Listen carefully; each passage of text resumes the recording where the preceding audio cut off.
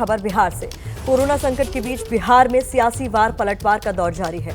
RJD नेता तेजस्वी यादव के Covid centre को लेकर बिहार के पूर्व उप मुख्यमंत्री सुशील मोदी और तेजस्वी यादव की बहन रोहिणी आचार्य के बीच ट्विटर वॉर शुरू हो गई है। इसकी शुरुआत कल तेजस्वी यादव की इस ऐलान के साथ हुई कि उन्होंने अपने सरकारी घर को कोविड केयर सेंटर में बदल दिया है। तेजस्वी की ये ऐलान करते ही सुशील मोदी उनके इरादे पर सवाल उठाने लगे और उनकी डॉक्टर बहनों के बारे में भी उन्होंने सवाल पूछे। इस पर लालू यादव की बेटी रोहिणी आचार्य भड़क गई और एक कदम आगे बढ़ते हुए सुशील मोदी को लेकर अपमानजनक शब्दों का इस्तेमाल करने लगी। तो ये मामला अब और तूल पकड़ लिया है, क्योंकि जिस तरीके की भाषा का इस्तेमाल रोहिणी ने किया है, अब रोहिणी के ऊपर हमलावर हैं कई सारे लोग। लेकिन सुशील मोदी ने सबसे पहले शुरुआत की थी जब तेजस्वी ने ऐलान किया कि उन्होंने अपने सरकारी आवास को कोविड केयर सेंटर में तब्दील कर दिया और सरकार इसका इस्तेमाल कर सकती है रोगियों के इलाज के लिए। तो सुशील मोदी ने इस पर सवाल उठाए थे।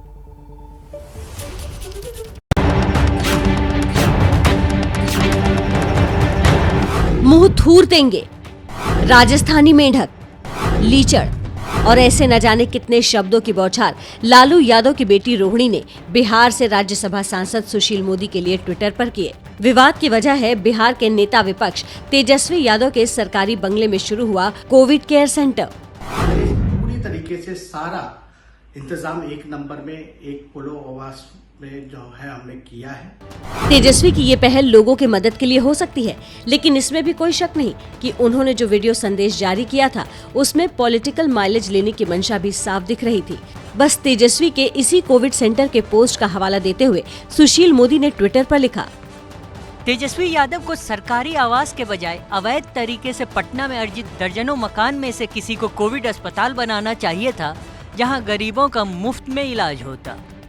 यहाँ तक ठीक था, लेकिन इस ट्वीट के तुरंत बाद सुशील मोदी ने फिर ट्वीट किया, लिखा, तेजस्वी के परिवार में 2 बहनें MBBS डॉक्टर हैं। कोरोना संक्रमण के दौर में उनकी सेवाएं क्यों नहीं ली गईं? यदि आरजेडी नेतृत्व में गरीबों की सेवा के लिए तत्परता और गंभीरता होती तो अस्पताल शुरू करने से पहले सरकार से अनुमति ली जाती और उसके मानकों का पालन किया जाता।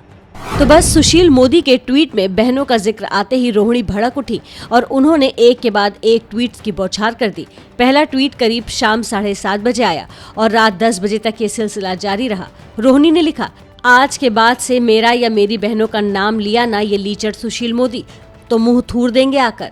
भाग यहाँ से राजस्थानी मेंढक। सुशील मोदी थेथर है, सुधरेगा नहीं जब तक बिहार की बेटियों से थुराएगा नहीं। रोहिणी इतने पर ही नहीं रुकी, उन्होंने लिखा, खबरदार, आज के बाद तू या तेरे भोपू मेरे या मेरी बहनों के बारे में बोले ना तो समझ लेना, जाकर अपनी तथाकथित प्रोफेसर बीवी से पूछ लेना कि बेटियों से बात कैसे किया जाता है। हालांकि सुशील मोदी ने रोहिणी के ट्वीट्स का जवाब नहीं दिया। तो इसी पर ज्यादा जानकारी, ज्यादा अपडेट के साथ हमारे साथ जुड़ गए हमारे सहयोगी प्रकाश कुमार। उनका रुख कर लेते हैं। प्रकाश जी, ये बिहार की राजनीति में हो क्या रहा है? लड़ाई तो कोरोना के खिलाफ होनी चाहिए, यहाँ तो आपस में ही लड़ाई चल रही है।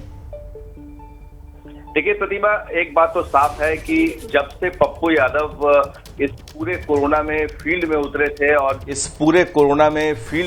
थे और जब से उन्होंने राजीव प्रताप रूढ़ी के एम्बुलेंस का पर्दाफाश किया था, या यूं कहें कि जो विवाद आया है उसके बाद से ही लगातार ये दबाव बन रहा था बिहार की राजनीति में कि पप्पू यादव हीरो के तौर पर उभर रहे थे। और जहां भी सोशल मीडिया में, क्योंकि तेजस्वी यादव ज्यादातर सोशल मीडिया में ही एक्टिव रहते हैं, ट्वीट करते रहते हैं, फेसबुक पर अपना लाइव बताते रहते हैं, तो जाहिर है कि ऐसे समय में जब पप्पू यादव घर घर जा रहे थे, लोग उनसे मदद मांग रहे थे, हॉस्पिटल्स में घूम रहे थे, अपने जान की परवाह किए बगैर वो जा रहे थे, तो उसके बाद से ये दबाव बनना शुरू हो गया था। क्योंकि आरजेडी के भी नेता सवाल उठा रहे थे दबी जुबान से कि आखिर हमारे नेता कहां हैं, वो लगातार बिहार से गायब हैं। और ऐसे कोरोना की स्थिति में तो इस पर यह देखते हुए एक तरह से ये कहा जा सकता है कि तेजस्वी यादव ने एक सधी हुई राजनीति के तहत में एक तरह से वो सामने लाने की कोशिश की है कि हम भी इस कोरोना काल में कहीं है नहीं, अपनी तरफ से मदद करने की कोशिश कर रहे हैं। और इसी के तहत अस्पताल न जाकर के बल्कि अपने जो सरकारी बंगला है उसमें उन्होंने अस्पताल खोलने की कवायद की है और फिर राजनीति शुरू हो गई है इस पर। और सवाल सुशील मोदी ने उठाए कि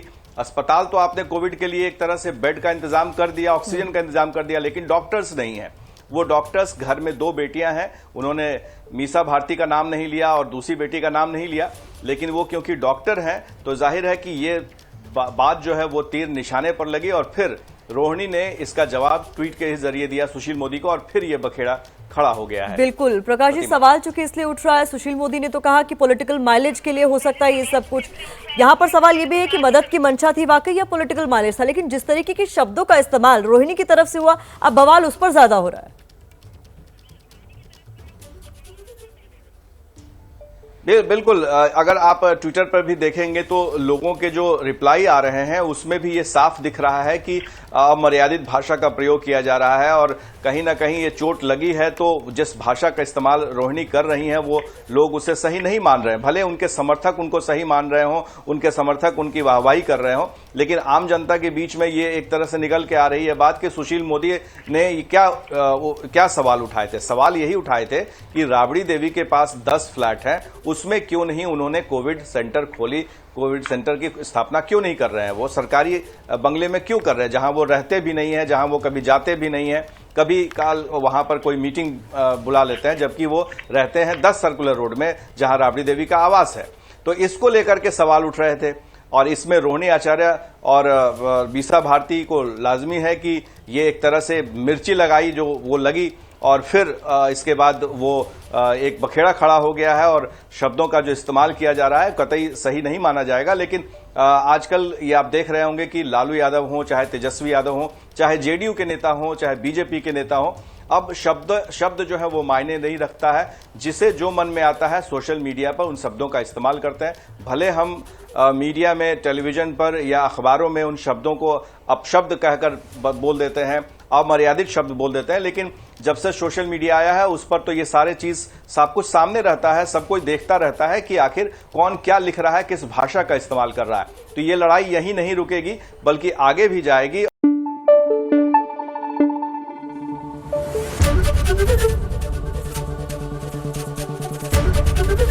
एबीपी न्यूज आपको रखे आगे।